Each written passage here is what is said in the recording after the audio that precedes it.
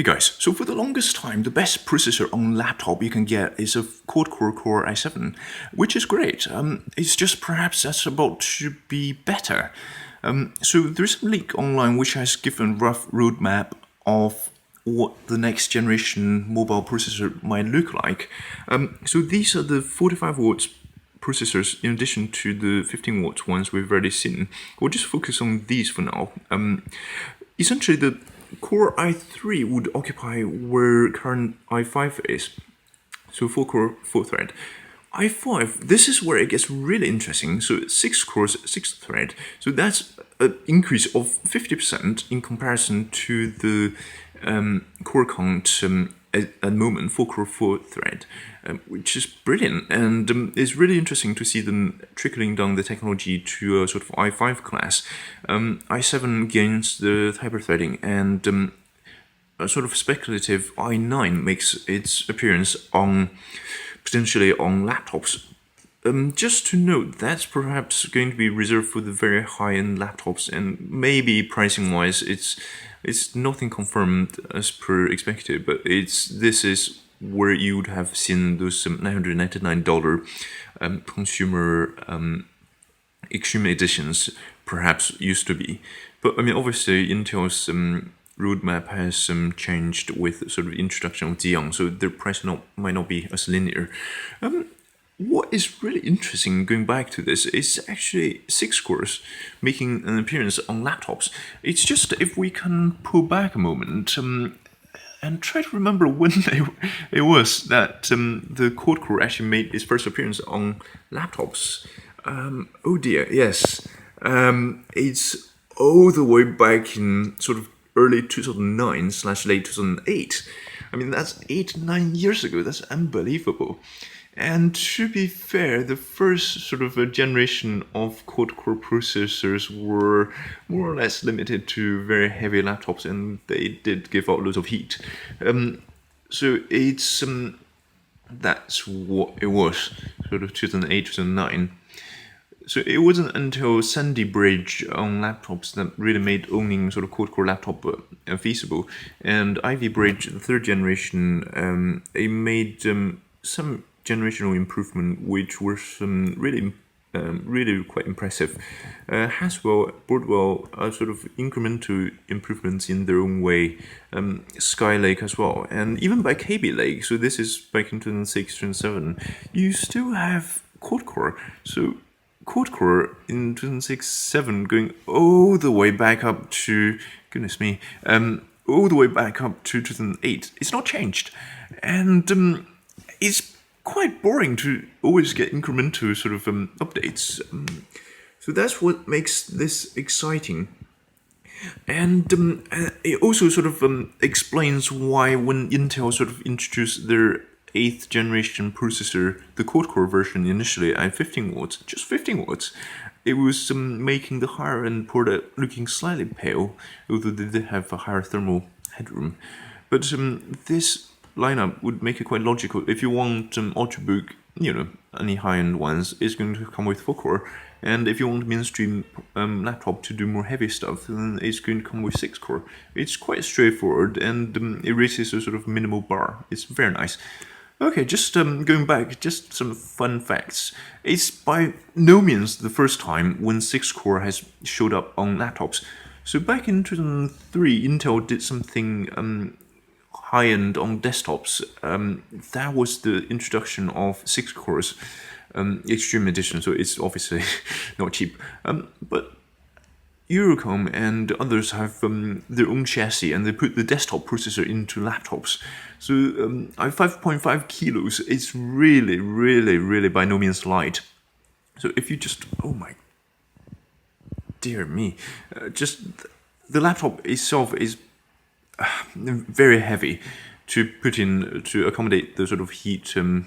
Just look at the amount of fans, 1, 2, 3, and that's just remarkable. And to get rid of that much heat, and back then it was this is a sort of very niche product. So it was done putting 6 cores in laptop, but it's heavy, expensive, it's not feasible. And now, so 3 years on, we're at a stage where the sort of mainstream product is getting those kind of level of performance. That's what makes it really exciting. And potentially, it's if you're sort of potentially worried about the sort of thermals, etc. Perhaps we shouldn't be, because if you do some sort of quite simple arithmetics, the 8th generation processor, it came out the low voltage 15 watts or processor came out with some people quite worried whether it's going to be fine at that low energy sort of rating of 15 watts. But it turns out it can probably prove 15, 20, all the way up to 30 watts in some systems in practice for a very short time if the heat system can cope with that. So nominally, if you assume 30 max power joule, divide that by 4. So per core, it draws at a sort of average of 7.5 watts per core, and that's not bad. It's quite a bit lower than the current quad, which is 45 multiplied by divided by 4, which is just, I think it's 11.25. So if you linearly multiply the upper bound power joule by 6, you get exactly 45 watts. And bear in mind that's comparing the sort of maximum power, the sort of a new generation of processor can pull, to the sort of multiplied by 6. Okay, so here's the caveat. Processor design, it just means that more complex processor probably draws more power, so the sort of power usage doesn't scale linearly. And also the 8th generation 15 watts processor probably is based on the previous architecture, so it's not the same architecture potentially as the full 45 watts one. So there's some caveats, but in terms of the sort of single thread and multi-thread performance, it's probably your guess on whether they would achieve that is probably good as mine. But I mean, obviously Intel tends to rate processors with quite high turbo boost, so it's quite important bit of the work is actually up to the laptop manufacturers to make sure the laptop actually can, efficiently dissipate the heat.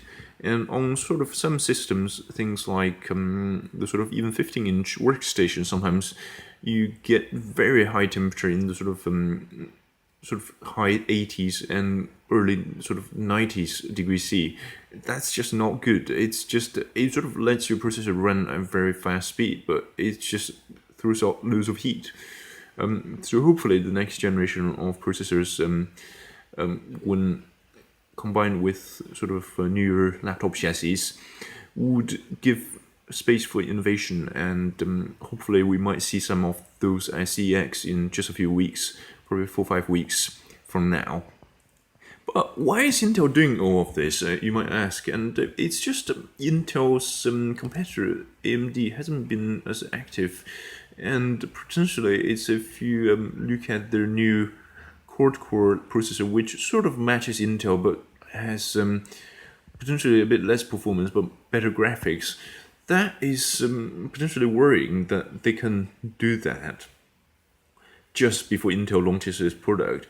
And arguably this product, the 15 watts Intel Core i7, is arguably probably pushed up slightly. And nominally it's going to be quite... it's just a one-man show of Intel's latest incremental improvement, but hopefully over time we can get something slightly more exciting in terms of coming to see what AMD might have.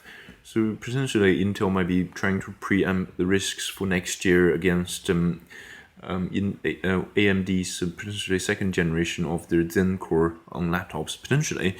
Or it might be sort of whether the AMD core count is 4 or maybe a 6.